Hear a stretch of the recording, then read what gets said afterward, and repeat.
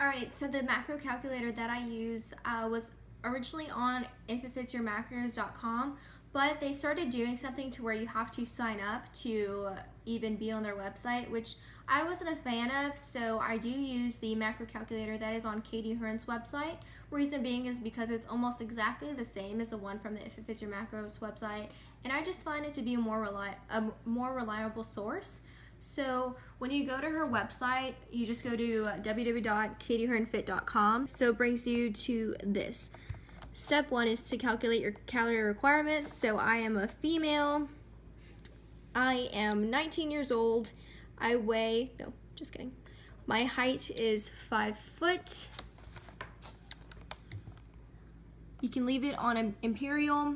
I weigh 110 pounds.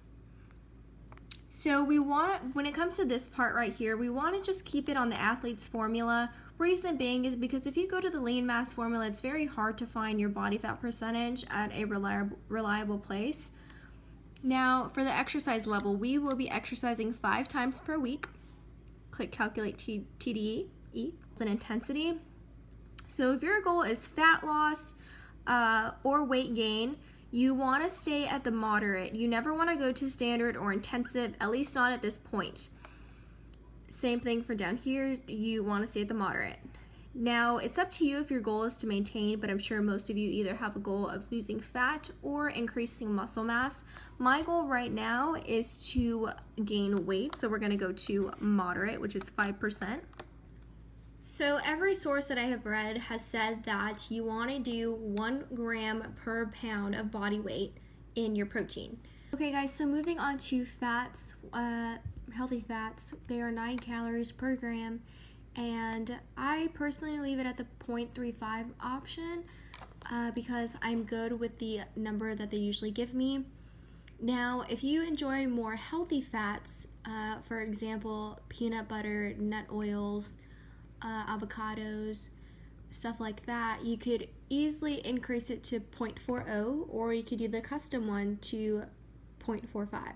So it's up to you. I'm going to go ahead and choose 0.35 because that's what I'm good with. And it says for your carbohydrates, they're calculated based on the calories that you have remaining after calories from protein and fat have been subtracted from your TDEE. So I hope you guys understand that. So you don't have an option to choose anything for carbs. You're going to leave it like that. You're going to click calculate your results. It says grams per day, 274 carbs, 110 grams of protein, 38.5 fat.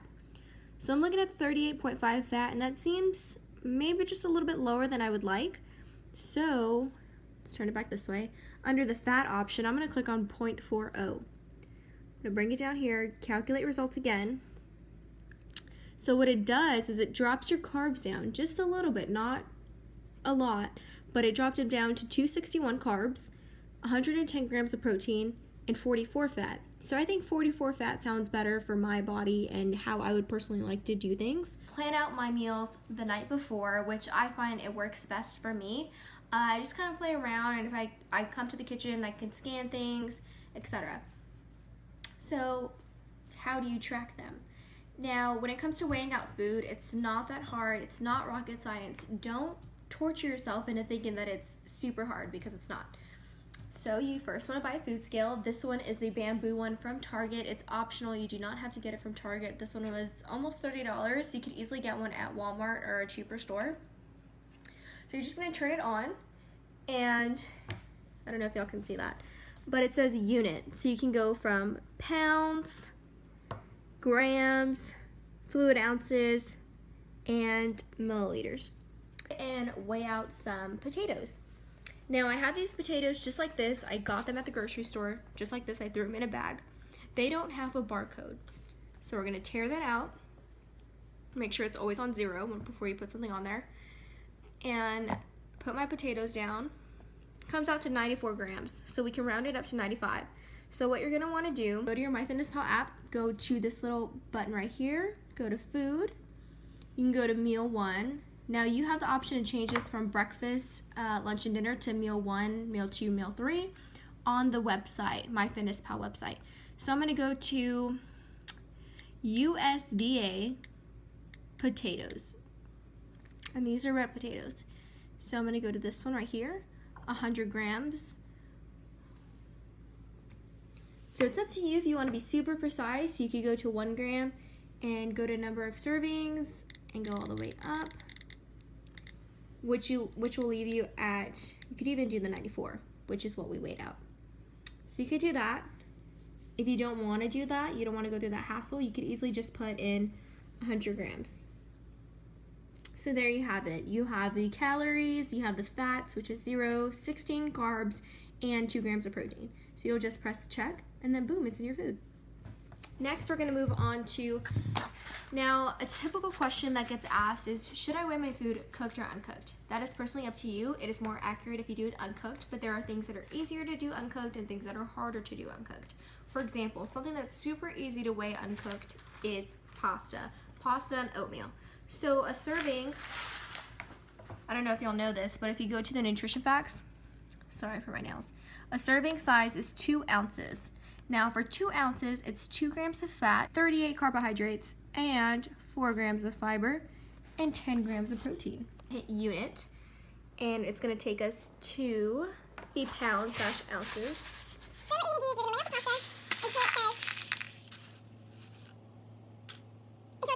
Or 1.9, up to you.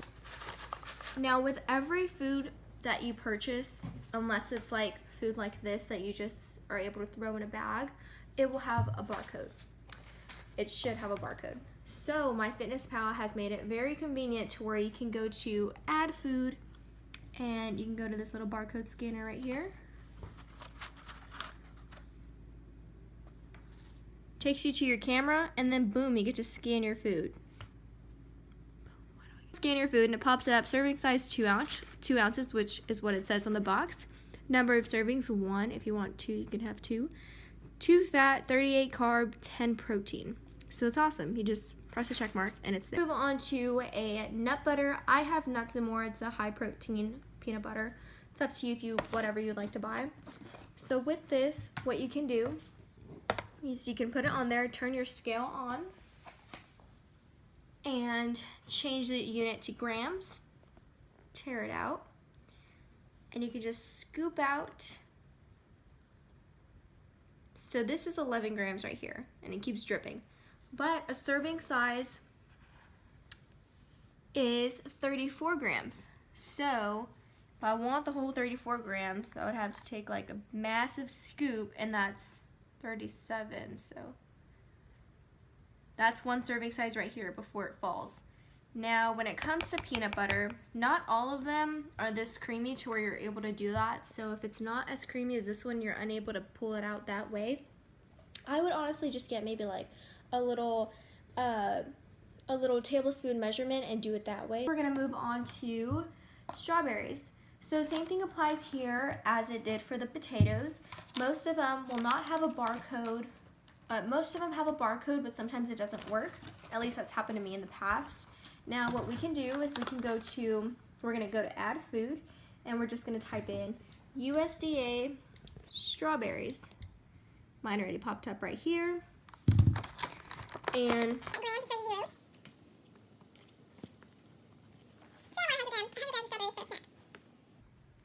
102 grams. So I'm gonna go to the serving size, and they have 1 gram, 100 grams, or 1 ounce. It's up to you how you want to measure it out. I feel like 100 grams is perfect for me. So I'm going to go to my servings, and I'm only going to do 1. So 100 grams of strawberries is 0.3 fat, 8 carbs, and 7.7 protein. Now, when you hear 100 grams of something, so for example, 100 grams of potatoes or 100 grams of strawberries, that does not mean it's equivalent to 100 grams of carbs. Just to let y'all know. Goal should be or what you have left, etc. So you only look at the total number right here.